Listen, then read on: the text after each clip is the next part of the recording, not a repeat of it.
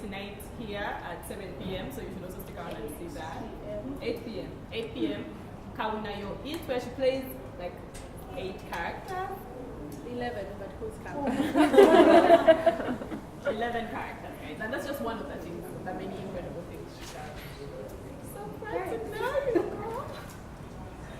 girl. And then we're joined by Ayesha, Harruna, Attah, an author from Nigeria.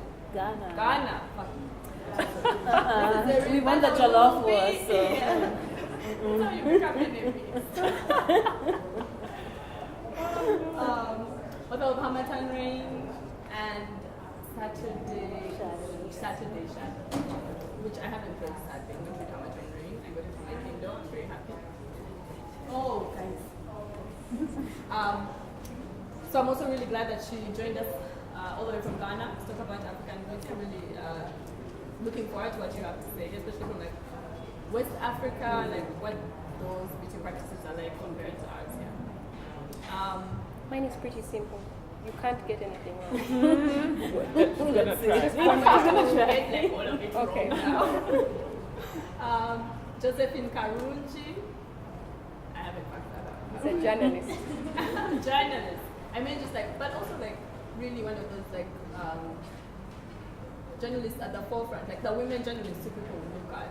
After Lucy Banya, I was like, there was no one on TV for a long time for me to look at growing up. And then there was just something Karungi, and I was like, shit, guys, we're out here. We're out. So also very pleased to have you here. Also, I'm in the same natural hair group as you are, so I also see those things that you be saying about natural hair. I want to have some conversations. Especially like when you have a job in the spotlight and the limelight and a job which dictates the way you look.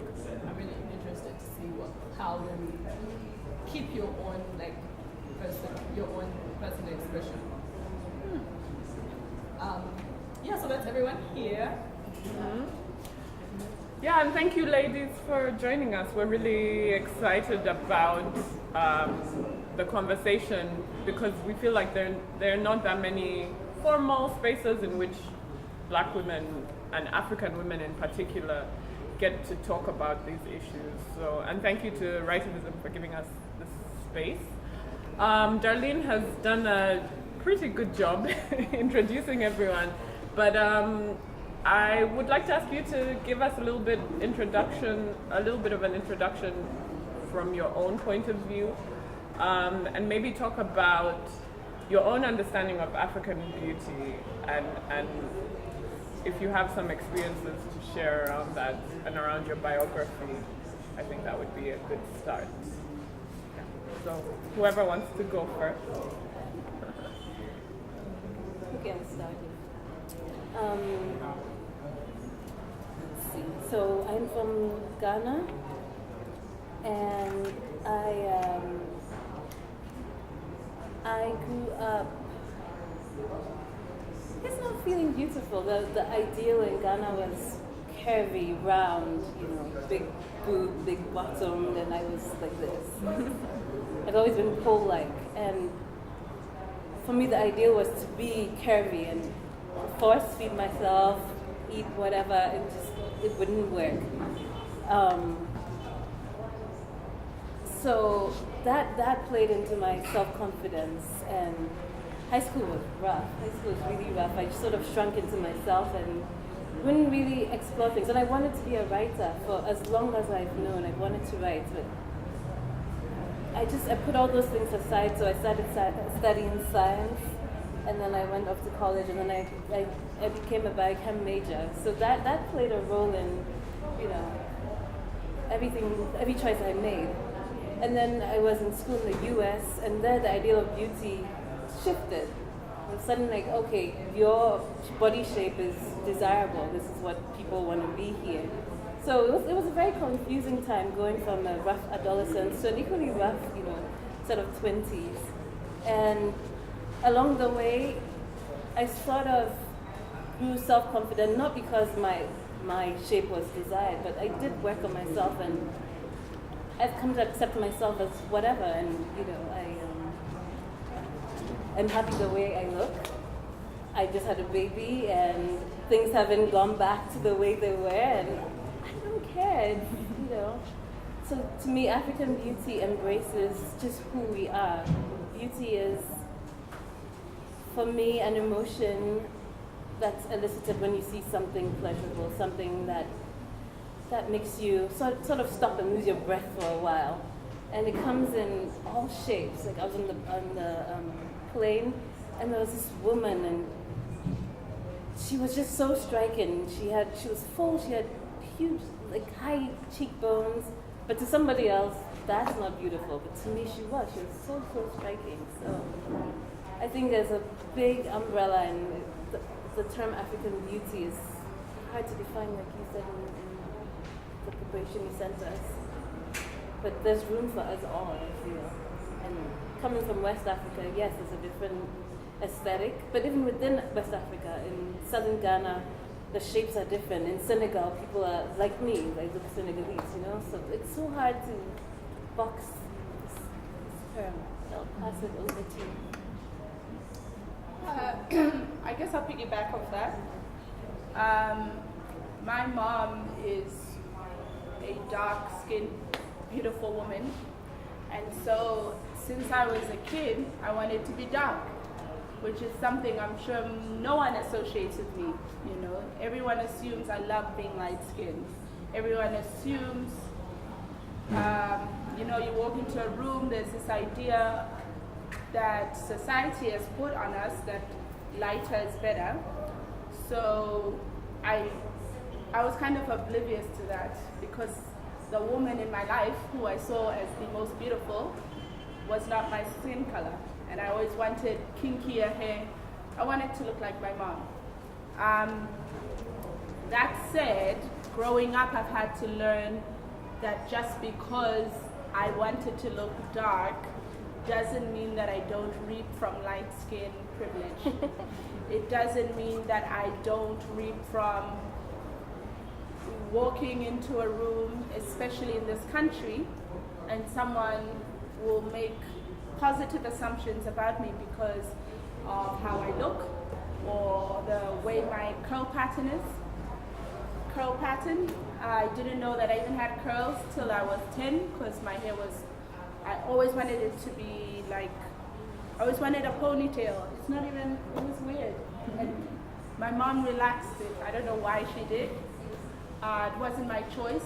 And I used to tell her, oh, I really wish I had curly hair. But I did have curly hair. Okay, you can't see it now. But like, I actually have similar hair to Zara. And that's the hair. I was like, I always want big hair. And I had big hair and I didn't know it till I just chopped it all off in 2008. I was 17. So when I talk about African beauty, still in my mind, I don't fit African beauty, because in my head it's been logged that African beauty is this dark-skinned. I mean, even in the States, when I audition for a role where it's like an African ingenue, they want Lupita. They want someone who looks like African beauty. So in some ways, I've always not felt like I'm part of that idea, I guess, because both in my head and other people's head, African beauty means darker. So it's something that I'm constantly trying to figure out. In terms of my own journey with beauty, I go through ups and downs. But I think a place that I've come to is, even on the days I think I look ugly, I still think I look interesting. And I like that. I think I look interesting. So, like you were saying, it's become now if you have a darker shade, then you are the definition. When we see people wanting to go for beauty contests, this skin, that skin, is not going to be, it's going to be, that's not really African. So the definition of what we consider beauty for a long time, I think, used to be the light skin. But now I see it changing a bit more, slightly, in the more recognized circles. The ones that are celebrated, like the models, what else? The models and beauty queens and you have to be a little darker to be African. So after I was told that if I was darker, I would not, and I for a long time thought I was very plain. I thought I was plain Jen. Until later on in my life is when I began to actually look for what is beautiful. I started to understand noses, mouth, eyes, and to just, because if somebody had a lazy eye, if somebody had, they were different, so they were not beautiful. This now got me to a place where I started to look to understand those things. I never knew there was a difference between legs. This one has nice legs, this one doesn't. Until one day a boy in high school says, oh, that girl has really nice legs. So I went and I said, what is nice legs? And then I realized it had to be big legs. You see, so there's all these definitions that we all hear and get from different places. So we know if you have a full mouth, maybe not. If you have a line for a mouth, maybe not. There's all of these definitions that are out there. So I don't really have a definition for beauty, but I've observed the trends because for a long time I was unsure of where I fell. Yeah.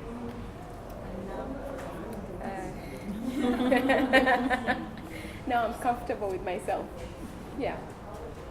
Yeah, especially for you, Josephine, but I think all of you can answer this question as well. Because your career has required you to be in the limelight, has there been a certain amount of struggle in terms of maintaining your own definition of beauty and your own conception of self versus the expectations from, the media, from the audience, from your bosses at work, that kind of thing? Right now, my biggest struggle, and I'll be honest, is she was laughing when she said she just had a baby. I just had a baby. Our babies are probably the same age. But I'm very cautious now about my size, my weight. Because when you're on TV, I'm sure anybody who's seen me is thinking, but she's not that big. But on TV, I probably look this big. Because TV exaggerates your size. So there's always this thing about TV, you have to be a certain size. You have to be skinnier than this. You can't be that size. It's going to make you 2 times bigger, and the focus will go off what you're saying to the jacket doesn't even fit anymore. She's popping this, So that's been my current struggle, that I struggle to be comfortable in my current skin. I just had a baby. I tell myself every time somebody makes a comment like, you've gone so fat, I tell myself, the benefits of mother. I just have to constantly tell myself something to not take offense and, get back at them. But when my journey was just starting, I've always had natural hair. I don't have pierced ears, I don't have, I'm just that way. I remember we had a boss who told me that hair is not going on TV. And then another boss used to tell me, you have to have earrings. So I bought those stick-ons and they're very painful. So I remember I'd read 2 stories. The minute they go off, I put it aside and my ear is red and I'm really struggling. With my hair, I just used to hot comb it so that it would look acceptable. So I did that for about 3-4 years. At the start of my career, my hair was constantly hot combed because natural hair just couldn't go on screen. Short hair just couldn't go on TV. At least not for news, because either then you look very young or you look unserious or you look shabby. But much later, I slowly started reducing the amount of heat I was putting to my hair because it totally broke. I had very thin hair. It was embarrassing. So I don't remember what happened that got me to the point of, I think maybe I gained confidence over time. And I felt that now either you guys are going to accept me as I am or you are not. And I started to do that. I started to go with my hair to try out different styles. The salon I used to go to, I remember the guy used to say, your hair is problematic. I'd get in and no one wants to work on me. So one day he says, we're going to put relaxer in your hair one day instead of conditioner. And I said, okay. So I decided to just keep doing it from home. It was very it doesn't seem like it's a big deal unless it's something that you're comfortable with. I like my hair the way it is. But this is not my hair. It's just a bad hair day. So whoever is looking and thinking, wow, it's not. Until much later, I woke up and I said, I'm just going to do my hair like this. And I started going with it, and my boss didn't have a problem with it. My male boss at some point made a comment, but then eventually I think he came around to it because I didn't change it. I got to a point where I didn't have to wear earrings. I got to a point where I could just be myself.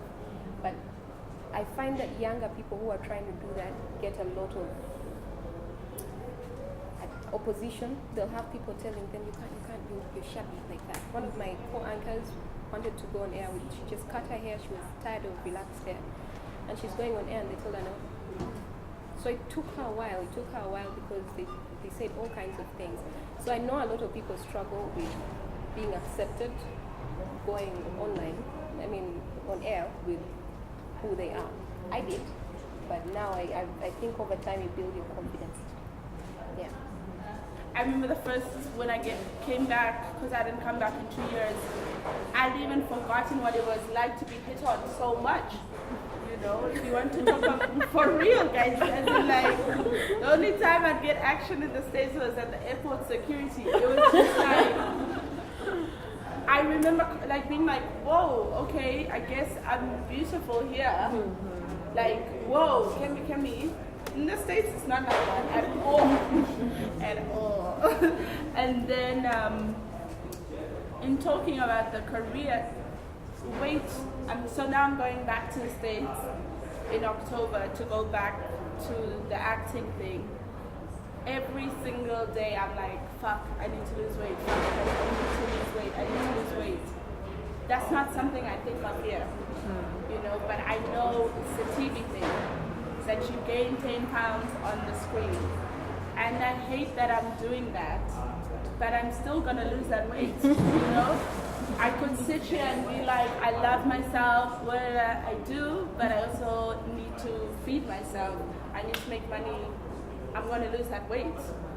And when we talk about even just limelight and hair, I don't know if most of you know, like I always change my hair. Like there's someone who's literally never seen me with the same hair. But it dramatically changes my face.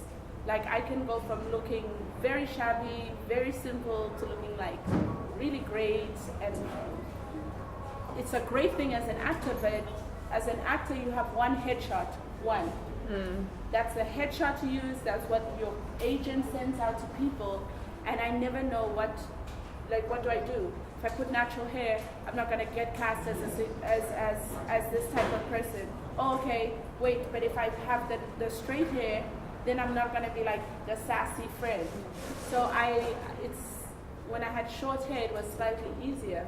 So that's something I always struggled with in terms of, because I'm not on news, I don't have to look professional, but I have to have a look.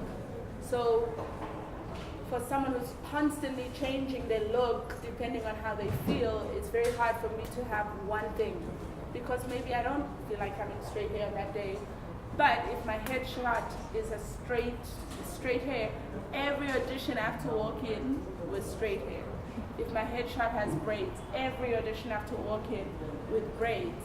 So it's a constant reminder that people want to box you in, that I have to be one thing, and that I must choose one thing.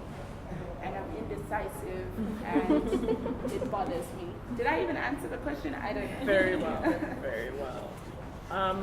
Ayesha? I'm not in the limelight at all, but the couple of things that I wanted to comment on. So I live in Senegal now, and there it's so interesting. Women in Senegal, I shouldn't box them in either.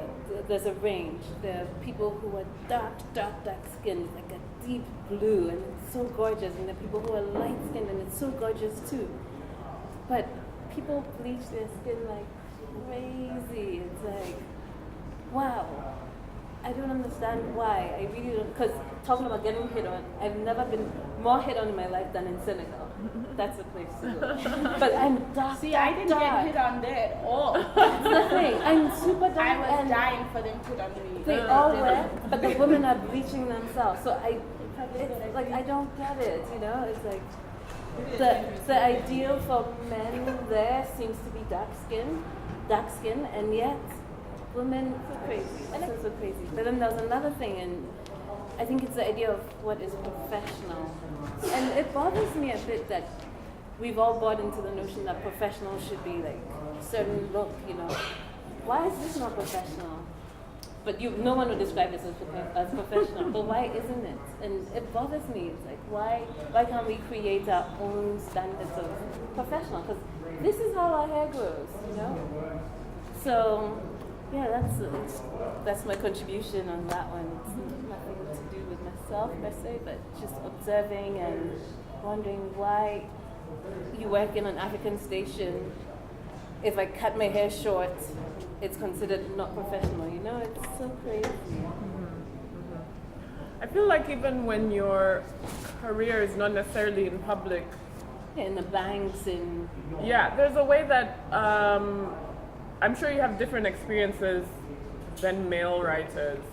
So I feel like, and you'll correct me if I'm wrong, if you're a writer, there's an allowance that a man is professional as he is, whereas if you're a female writer, there's sort of an expectation that you need to do something more, or that your image is important, whereas a man wouldn't be expected to think about those things. possibly.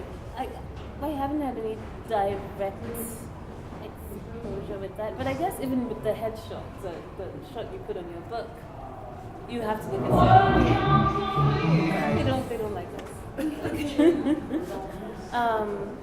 But I feel like in the writing world it's easier. We're more reclusive, we do things behind the scenes, so I honestly don't struggle with my image that much. Like I don't have to think about image as much. But if, like coming to this panel, of course I'd have to think about how do you want to present yourself, and that could be with anything, not just, I find it interesting, that intersection of this is what women are trying to look like, and then this is what men want. Like, why do those things have to be connected? I was just thinking about that when we were speaking about that. I'm like, fuck a man. yeah, true. Not really a point when I'm right. Like, I want to look nice, when my friends tell me I look nice because they know how much work I put into looking nice. Somebody is just going to be like, Whatever. even when I'm not like paid any attention, it's like, oh, you look nice. When I've paid the most attention, it's the same level of I've actually enthusiasm. found it very, with my size now, I get more compliments. People tell me, oh, you are sexier, you are, and I am so uncomfortable. But and it's mostly the men. The men, you have a bit more flesh now. You're fleshy. They're telling me, keep it at that. Don't change. There's a guy who every morning when I'm walking in the corridors of our offices, he does this. Oh my goodness. Some days when I feel maybe I'm wearing black, and you know how black sucks you in, and next to your bit he'll say, what's happening? Oh my goodness. So people have a standard, and we are supposed to meet that standard and stick to it. Judging him every day. Yeah. Well, there's really nothing to. Just be like, So yeah. But it's such an ancient thing, because one of my other lives is I work with a group that translates hieroglyphics, and it's so much fun and it's weird and crazy. But the last poem we did was a love poem, so it's about 2,000, 3,000 years old. And some people say it's written by a man and a woman, some people say it's written by a man. But even there, the woman is about her external beauty. They talk about her hips, her bum, 3,000 years ago. So women it's always about your outside. I mean, And it's been, like, that's disappointing. yeah, but why? I wonder, why? Something that's male brain, and the male brain has been running the world for so long. It's true, possibly. Indeed. And to me, like that sounds particularly oppressive to have someone comment on my exterior every single day. And I think that's one of the reasons why it's important for us to have this conversation for us as African women, because one, I think it's across many African cultures, it's acceptable for me to greet you by saying, "Oh, you've lost weight," or "Nga, you've gained," which is considered. I mean, regardless of whether you're skinny, fat, normal, or anywhere in between, I don't want someone to comment on my outside at all unless I'm particularly trying to call attention to something, and yet here we think it's acceptable. And I also think it's important for us to have this conversation as African women, because the conversation about beauty and self-esteem is usually as, oh, I'm a bit fatter, but the ideal is skinny. Whereas when I talk to a lot of my friends, their experience has been the opposite, because on the continent, in a lot of places, the ideal is bigger. It's bigger, yeah. But I was so interested to hear, Josephine, your point about the different ways in which people look at you depending on how much you weigh at the time. Because there are certain clothes which we automatically see as sexy when they're on women who are a bit bigger. So there are things that I can wear when I'm bigger that will draw a lot of comments, versus when I've lost weight and then I can wear something that's a bit more revealing and people don't have anything to say about it. Yeah. So I was wondering if you could speak to some of the different ways in which people see you. Most of the times that people see me is really on TV, and I have to be very particular, so I can't wear this on TV, because in Africa you don't show your armpits, you don't show your arms, there's a lot of restrictions, so you have to be extremely careful.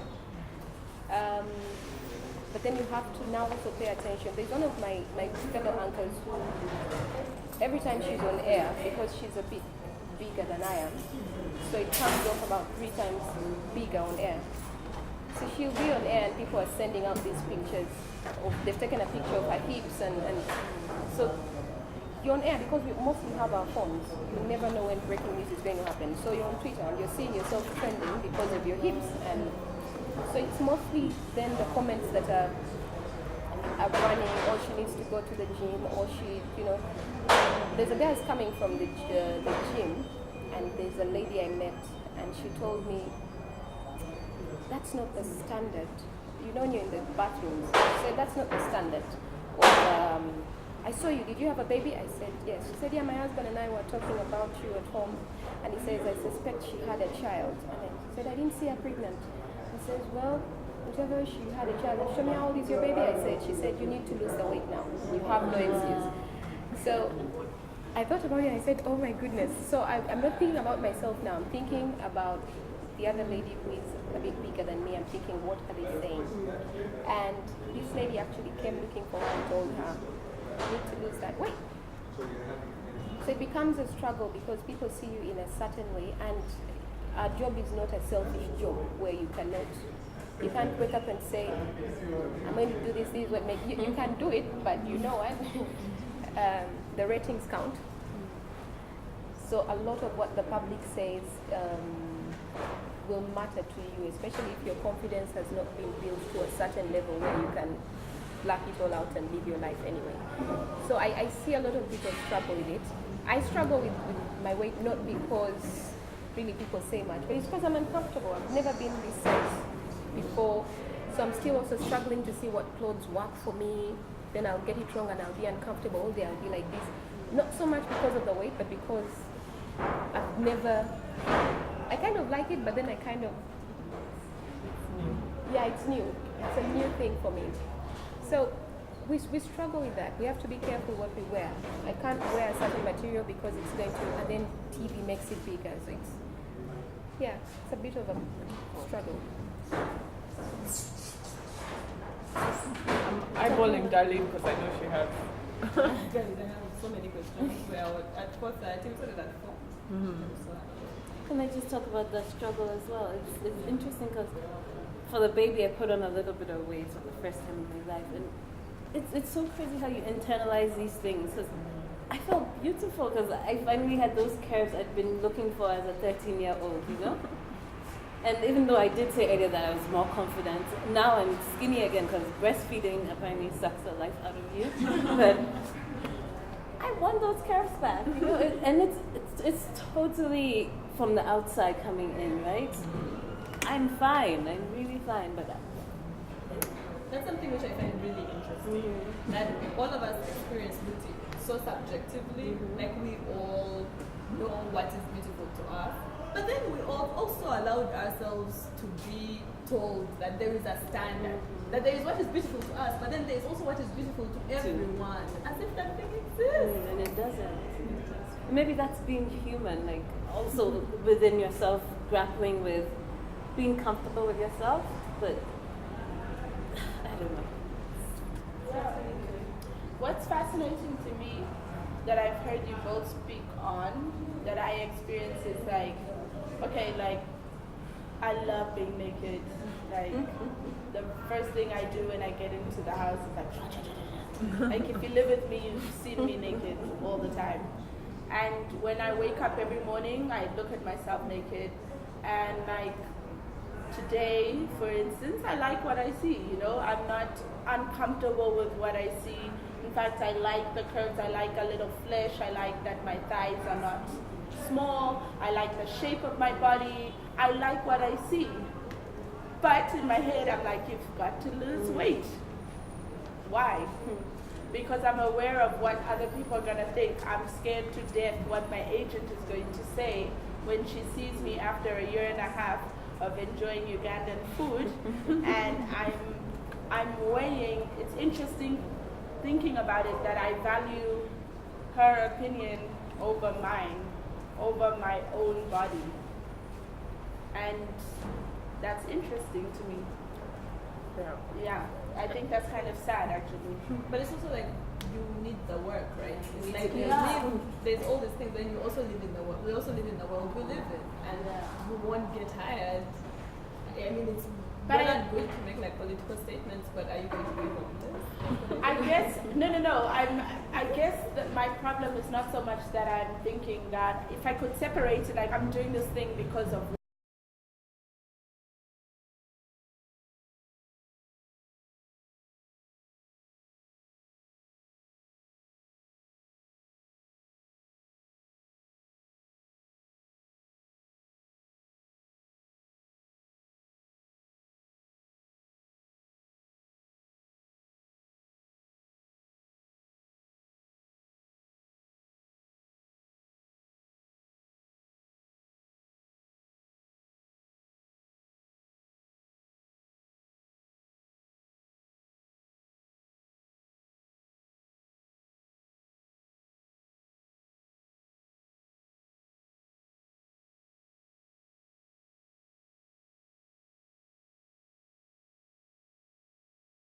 that I had. Sorry, I'm getting choked up. But it's just funny to me that people are like, go back to that. But back to that means a whole lot of things that were going on. And so, and yet sometimes I look at those pictures, I'm like, maybe I need another heartbreak in my life. But it's like, it's interesting. A heartbreak makes you Yeah. Me too. Not good. Some people eat me, it's like, and there's already not much, so it's... But it's interesting that like, to the world I'm like, yes, that's the size, but what's going on is terrible. I think it's interesting that we know what we want to look like, what's beautiful to us. So you're comfortable as you are. You want the I need to stop breastfeeding, that's all. And I'll be fine. No,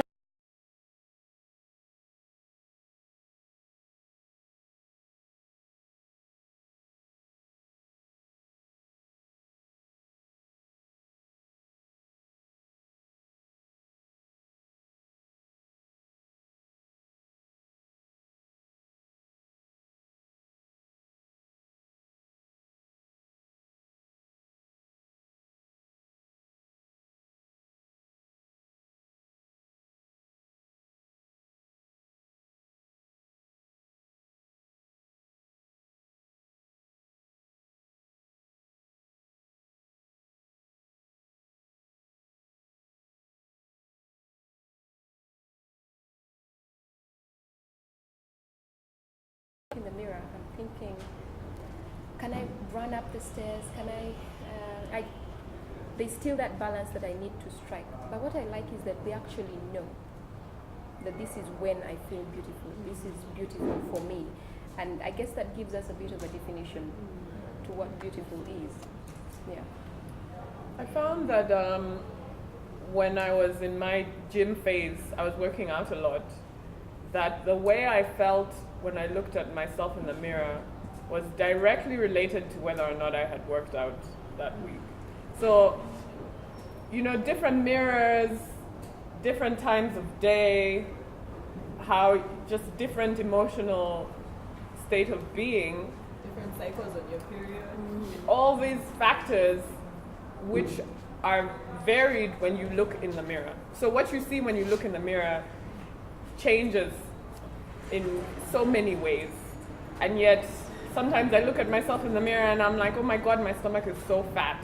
Or I wish my butt was just a little bit higher. And yet, maybe I look exactly the same as I did yesterday. So I found that when I was working out, completely visual thing, that I would be happy with what I saw in the mirror when I had worked out that week, even though probably what I looked like yesterday was not that much different. So I think there's something to be said for, your emotional state of being at the time, and allow yourself to realize that what you see in the mirror is really not what other people see of you. It's not the same thing. Yeah. I'm the same way. Like, it's not even a week.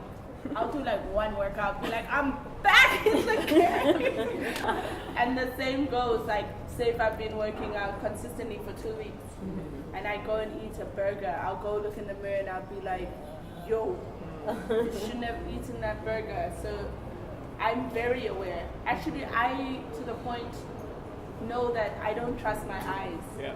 Because it changes every single day. For instance, I've been feeling like I've gained weight recently, and then I tried on pants today that didn't fit in terms of like they were too big, and I was shocked because in my head I've been feeding this idea of like, gotta lose weight. So in my head I've been thinking, I've gained weight, and then when I put on these pants, I'm like, oh, okay. Yeah. Thanks, God. In 2012, I went through a bad breakup, and it was sort of related to beauty, the breakup. The person said to me, I like you, but you're not usually the kind, you're not the person I go for. And I'm like, thank you. So imagine the effect that has on your self-confidence. It just plummets. So I took a pole dancing class. It was amazing. Mostly because my instructor, she's not the image of a pole dancer. She was round, she was going up and down, and she would scream, and it did things to my confidence. And then I also started eating better. I just started taking care of myself better, and I felt beautiful. Like 2013, I was like, yes, unstoppable. Like that year, because I bounced back, and it was about taking care of everything. I was doing exercise, I was walking, because I don't like the gym, I'm a gym rat. But just taking care of myself, and I didn't need to hear the words from other people. Like the internal was taken care of, so I felt beautiful, felt good in my skin. It's interesting you speaking about pole dance. I did pole dance class and twerking class. Hey, Americans are making money. Like, can't pay me to teach you how to twerk. But the one thing that struck me about that time or those classes was it was the first time in my life that I'd seen women come together and celebrate body without the presence of a man. Exactly. And I'd never seen it. And aside from like, oh, me and my friends, but there was no level of performance, and it was just like about the body. Exactly.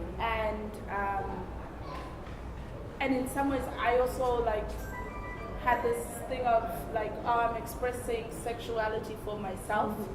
And it was a very interesting relationship with the body.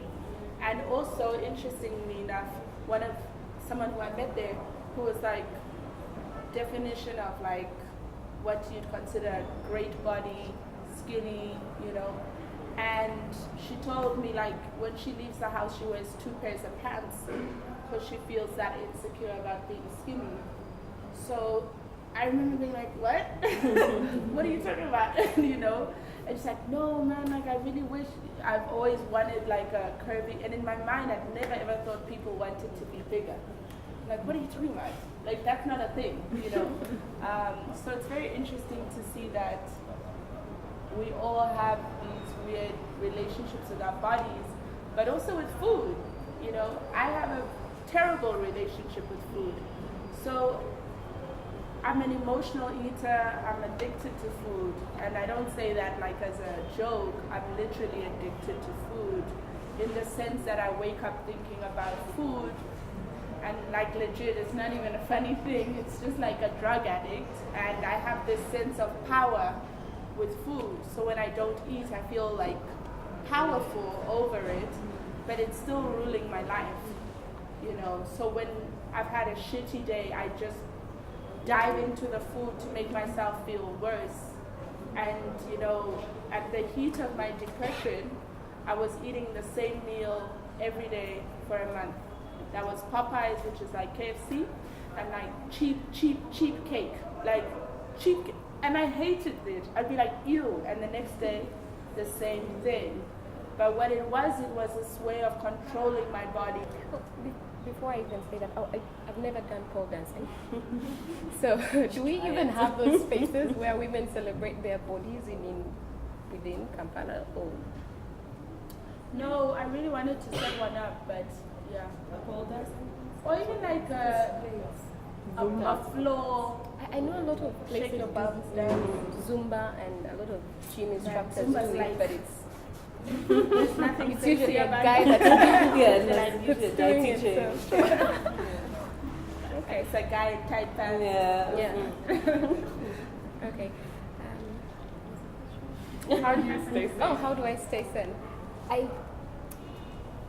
A while ago it was difficult for me to stay sane, to the point that I'd get off social media. I just get off Facebook, get off Twitter, and because you have days where you have dark circles under your eyes, you've gone through something and you have pimples everywhere, and people are not looking to understand you. They're not looking to understand what you're dealing with. It's really none of their business, as it should be.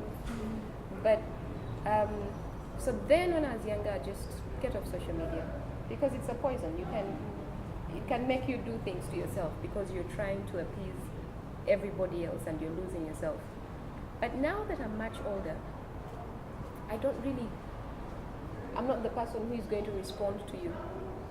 I don't want to give you that power over me. I'll really just ignore you. I'll ignore you. People send to my inbox about my weight, or they'll send to my inbox about there's a lot of things they say I don't want them to be tweeted, so I won't say them. But I really ignore it. Now I ignore it. I just don't give it time. Some things hurt.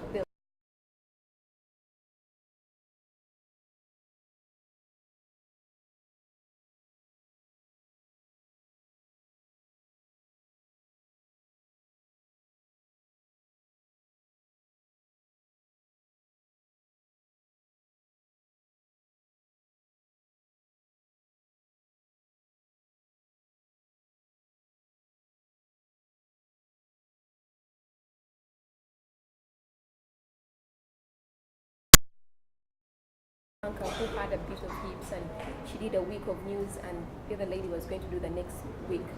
She came to me and said, please do next week. I can't, because I know they're going to compare her hips to my lack of. So I told her no. She told me, just please do it. So I said, okay, I'll do it. But my boss said, no, we're not changing the schedule for anybody. And she went on air that week, and the pictures were running. There was her picture and the other lady's picture, and it's terrible. It really puts you down. It makes you feel you don't measure up. So whether you're good at what you're doing, if people tell you that you don't look like you can do what you're doing because of, it puts you down. So what I've learned to do is to just ignore it. And if you're too much for me, I'll block you. I'm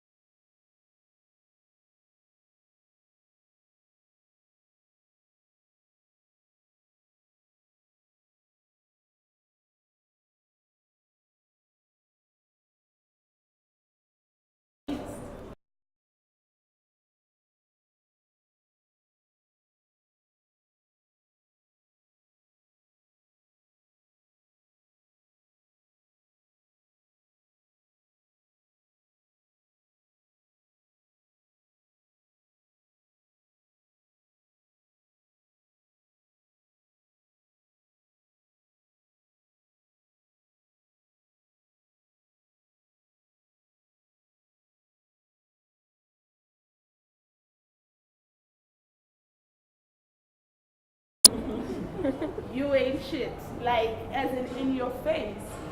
So to me, honestly, unless we actually have a relationship, it's not gonna bother me. Yeah.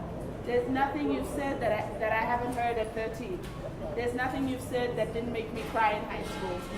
And so, in terms of what I put out, I put pictures I like. If I want to put up a picture of my bikini with half my bum out, I'm gonna do it because I like it, you know. And that allows me to dictate what is out there. And what you comment on that, that's up to you. But even that, you'll have someone be like, wow, I wish I had this type of courage and confidence. And I'm thinking, you wouldn't say that to Amito, you know? Right. You wouldn't be like, wow, I wish I had this courage. It's not courage, I think I look good at posting the picture, you know? But for them, they're like, oh, Kemi has a little bit of cellulite, she's still posting it, or she's like not size 4 and she's still posting the pic. Wow, congratulations. I'm like, keep your congratulations. So for me, in that sense, it doesn't really bother me. What bothers me is if I don't get a job because they need a skinnier girl. That bothers me because then I'm like, it feels like my talent is not enough, or it feels like I'm not enough. So if it's not getting in the way of my money, or you're not a close friend, bye. I could care less, you know. But I'm learning about that too, you know, like the job that wants you because you're skinny is not your job. But I'm still gonna lose the weight. Wow. So glad I'm not in the limelight like that.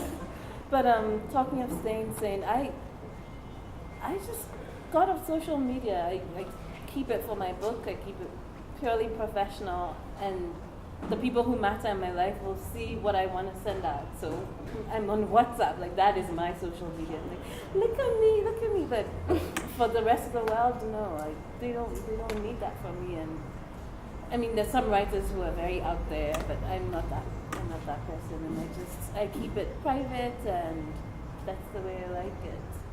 There was a second part of your question that was interesting, but I can't remember. How did you get to keep your sanity?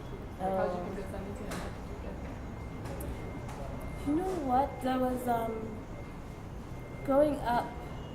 I think Debita is the one who said this, that she didn't realize she was black until she went to the U.S.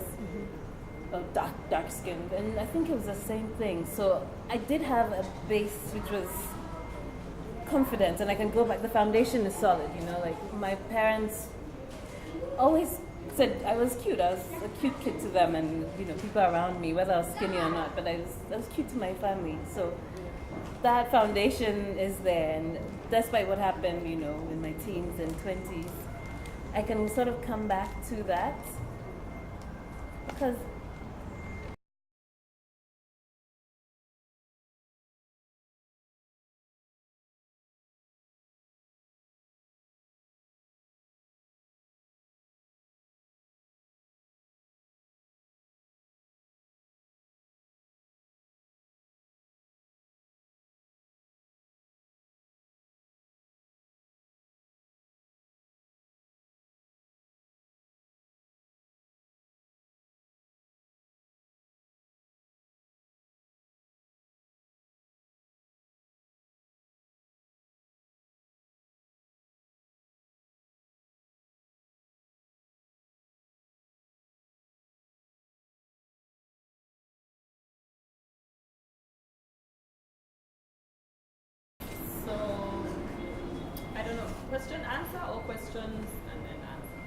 Well, let's Any have a questions? show of hands if people have questions. Anyone with a question?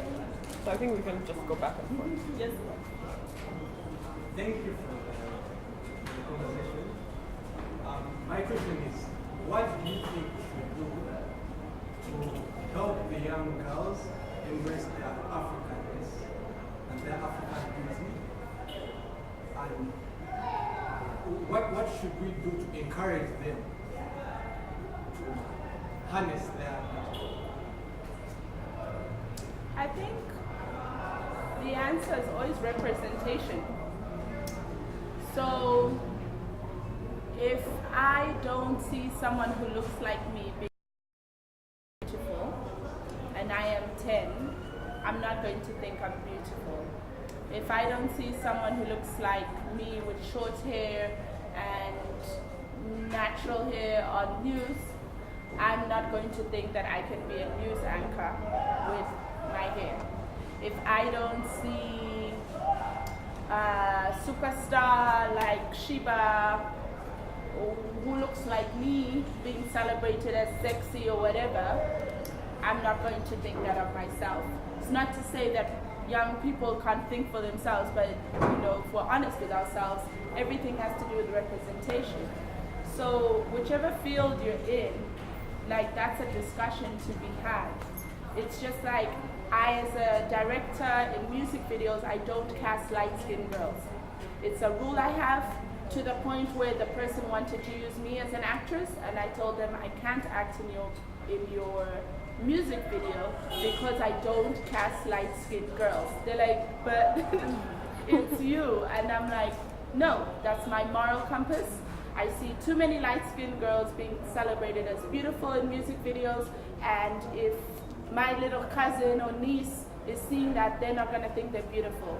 So if you look at all the music videos I've done, every leading lady is dark-skinned, every leading lady is what I think is not being represented in the music video world. And I think we all have to do that in our respective fields.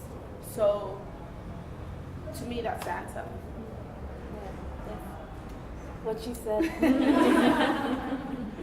Yeah, if I may also contribute to that, I think that we need to, like Kemi has said, think about how we are contributing to that issue of representation, because even here in Uganda, we are reproducing colonial ideas and standards of beauty. We want the girls with the weaves, we want the girls who have certain features, who have particular makeup, and these are ideals of beauty which aren't even ours. They were brought by colonialism.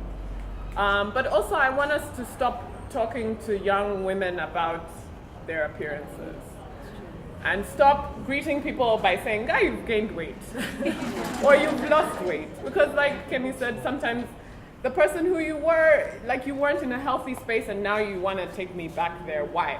Why is it about how I look? Why can't you talk to little girls about how smart they are, about how intelligent they are, rather than the Ugandan idea of smart, about how they look happy today, or about how they've put themselves together, but not about whether or not they fit some varied standard of beauty which none of us ever measures up to, and which oppresses, I think, all women. Yeah. No one is happy. I don't know if anybody has read, there's an article that says Beyonce is made lighter for her pictures. So I didn't know that. I don't know a lot of things.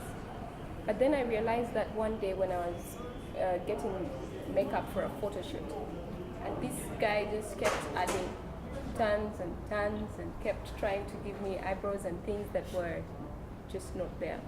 And then I'm telling him, no, I really like very little makeup if I have to wear it. And he says, no, you think Beyonce got where she is looking like that?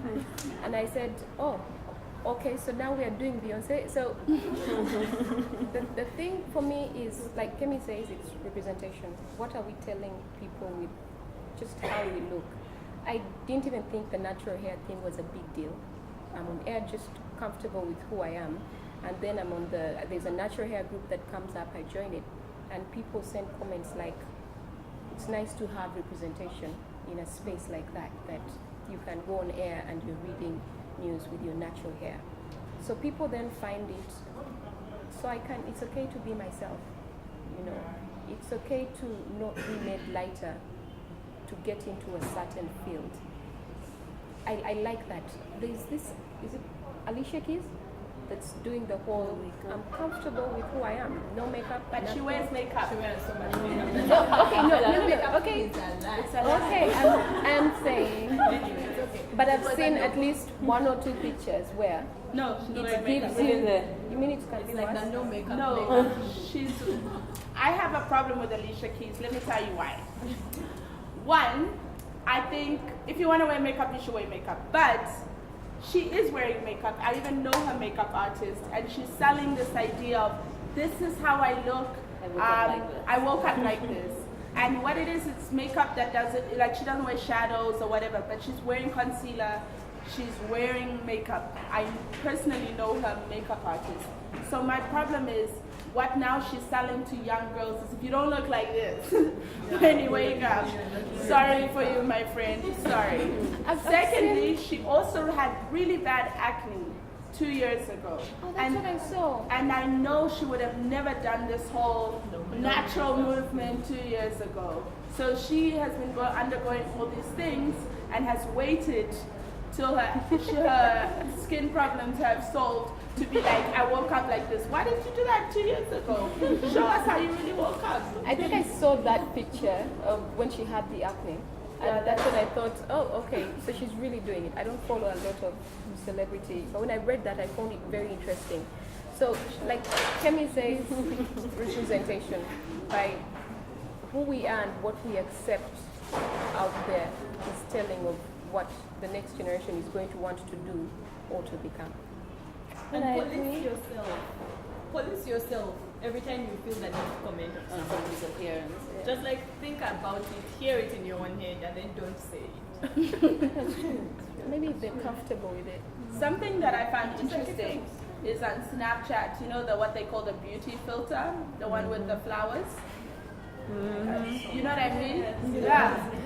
Now, when it first came out, I was like, oh, this thing makes me look bomb.com.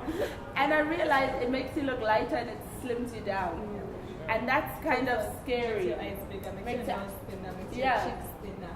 It basically makes you look like you have more white jeans. And that scared me, that I was like, oh, it took me a while to even notice. Or even when I would Snapchat, I'd immediately without looking, just put a filter on it, like, oh, immediately.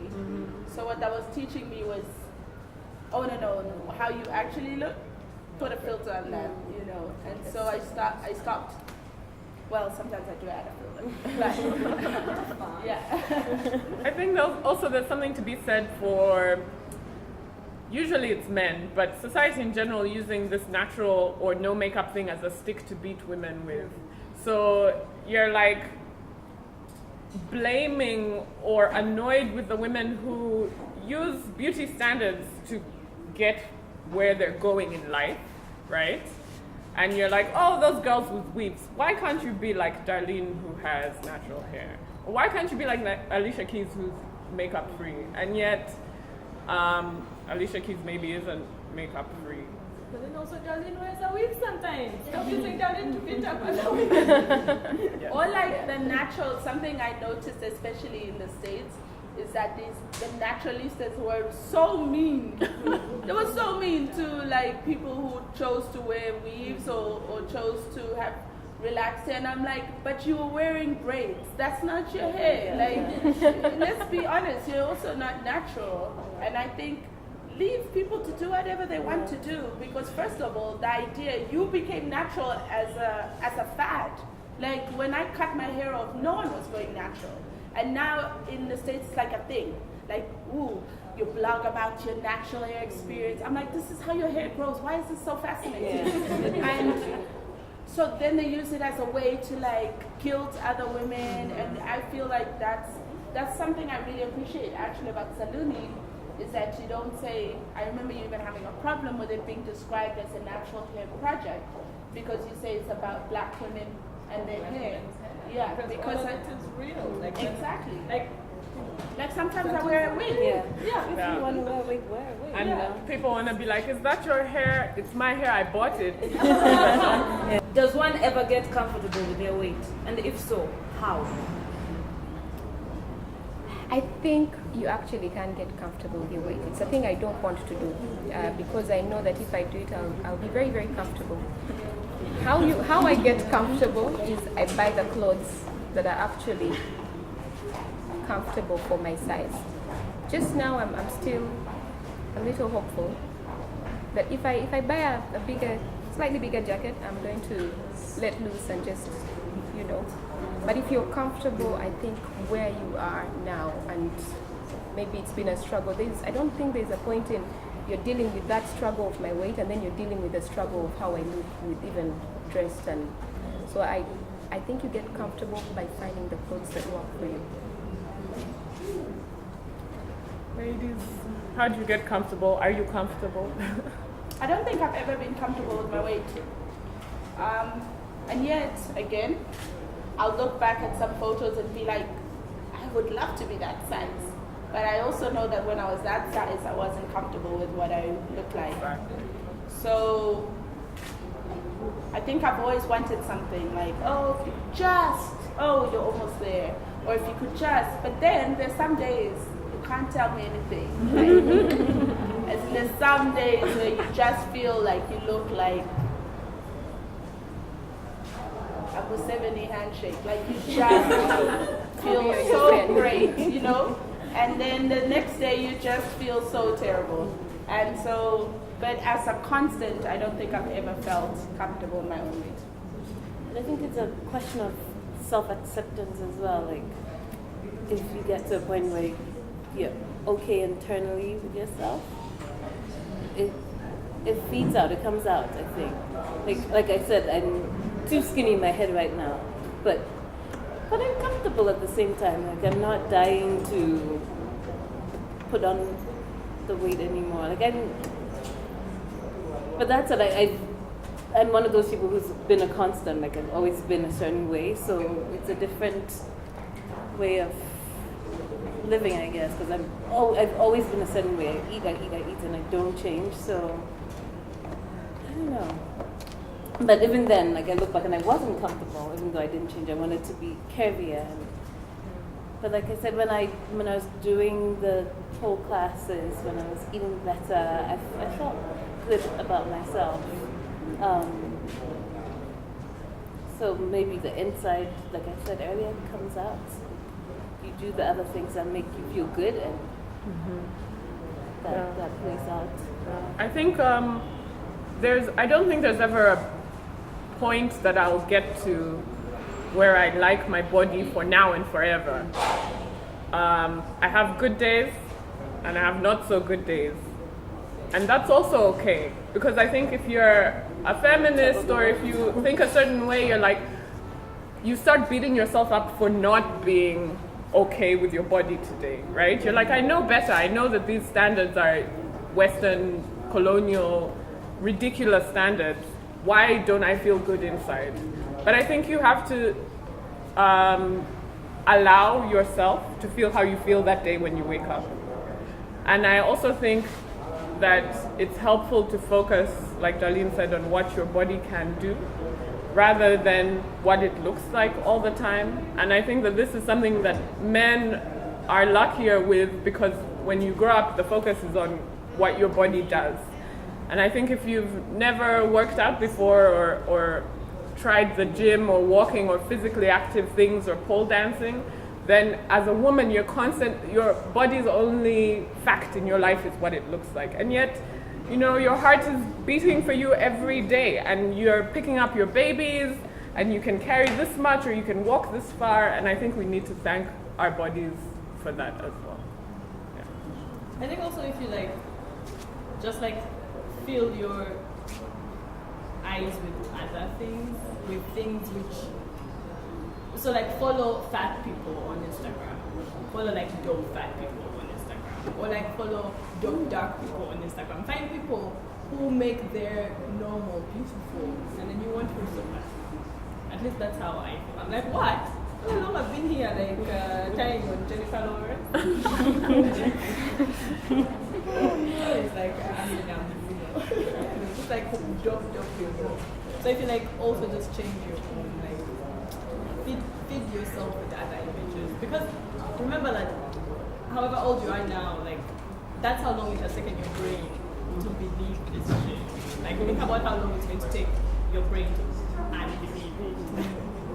So it's like literal like connections to neurons that have to be rewritten. Like it's actual like neurons. And when I have a bad day, I know I always am like, you have 2 arms, you have 2 legs, you're healthy, your body is moving, and I always try to be like, I'm sure there are people out there who would literally do anything to have 2 arms or 2 legs or a healthy heart, or and so that's what I start to remind myself the actual use of our body besides the vanity of it.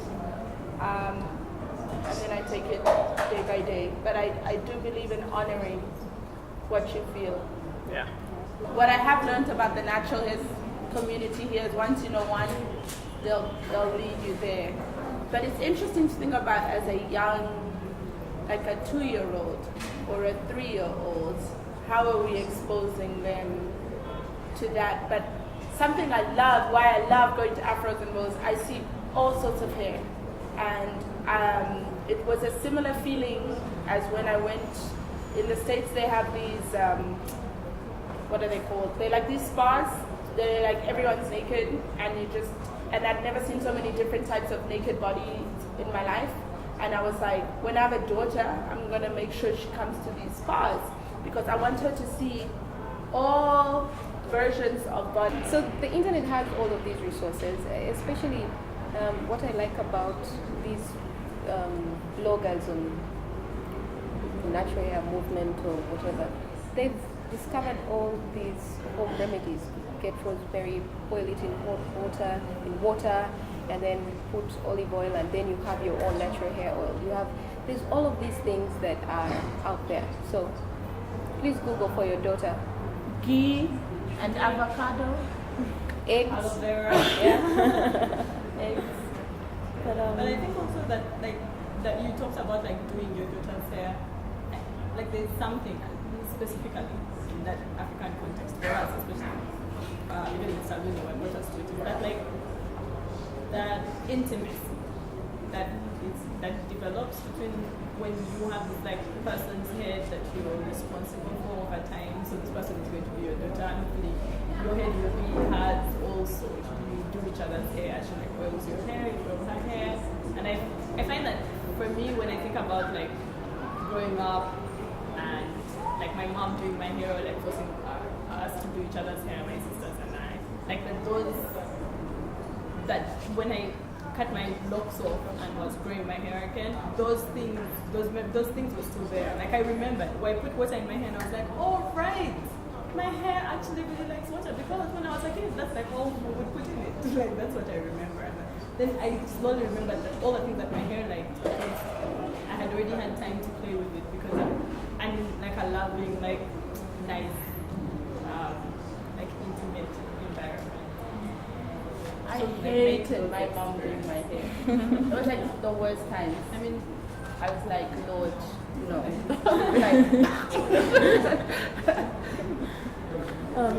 Just to add a bit to what you said, I think we shouldn't forget our boys too. I think boys too need to be exposed to these things early because they're the ones who, are looking at us as well. So they need to learn. Don't focus so much on a woman's appearance. Don't focus So we shouldn't forget the boys either. And I say this because I have a little boy too. And there's a book. It was written by a friend. It's called I forget what it's called, but the writer's name is Ama Kari Kari. And she wrote this book because she took her son to a salon, and the barber was shaving his hair, and he was like, "Your hair's not good." So boys are going through similar things as well, and so we shouldn't forget the boys too. I think.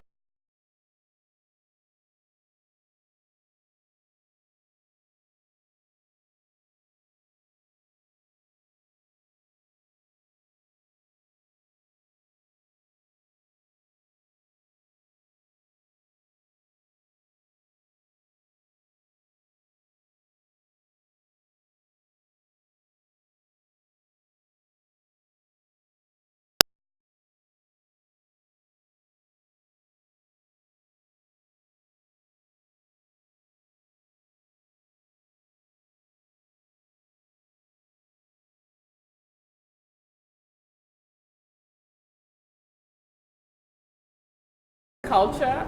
But these things of commenting on people's appearance and body immediately, that is some shady shit right there. It's all over the continent. And I find it, across the continent as well. So stop feeling like you're a good person, and then the first thing that you say to somebody is, oh, you've lost weight or you've gained weight, or you're telling your 2-year-old niece that her hair is bad or good. Yeah. Also, something that I do, that I don't like that I do, is if I'm interested in someone and I find out they have a partner, the first thing I do is go and compare myself to that person. If I was with someone and they're no longer with me and they're with someone else, the first thing I do is go stalk them. Even send it to my friend and be like, this.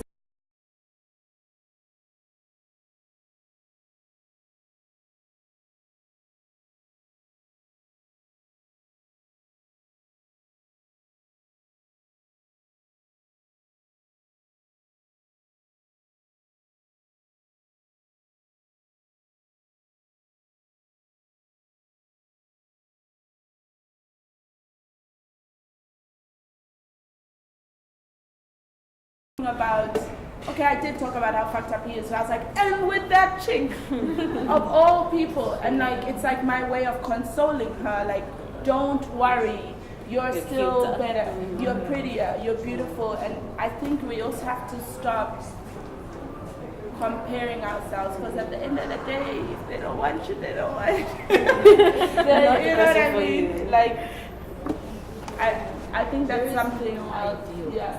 Like we look the way we look, and that's it. I shouldn't look like anyone else. I shouldn't have to. No one else should look like me. I just look like me, and that's okay. And that's enough. And that should be enough. I think. Oh, is there one more burning question? I think we might have to close here. But I'm so grateful to these wonderful ladies.